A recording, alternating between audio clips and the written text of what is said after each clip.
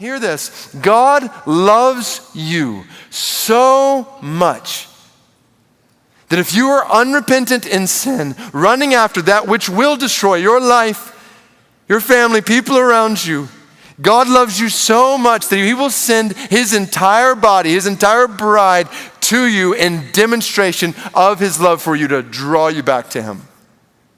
He loves you so much. Now, let's be honest. This is tough, like really tough. This whole process is tough to do, which is why Jesus says what he does in verses 18 through 20. He basically says this is not easy, but know that when you do this, verse 18, you're doing this with my authority. Verse 19, I stand ready to help you with anything you need in this process. Verse 20, I will be with you in the midst of it. Verses 19 and 20 are actually two of the most abused verses in the Bible. Verse 19, Jesus says, if two of you agree on anything on earth about anything they ask, it will be done for them by my Father in heaven. That obviously doesn't mean just find somebody else who agrees with you on something and poof, God will give you whatever you want. Like when two or three are doing this in unison, confronting sin in the church, no, I will give you all the wisdom, all the strength, all the grace you need.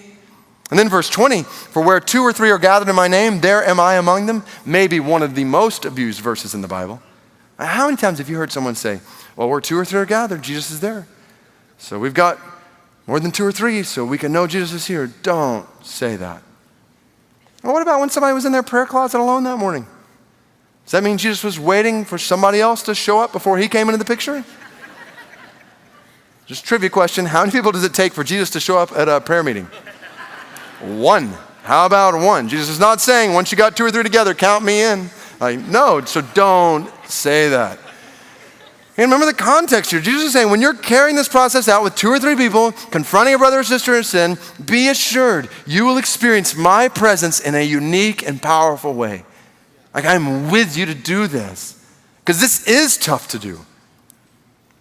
And let's be honest, this is tough to even understand. Like, church exclusion? Like the church kicks someone out?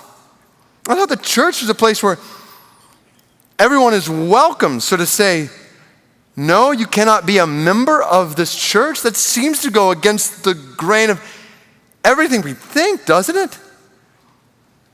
But this is what Jesus is saying. And this is what the New Testament church did.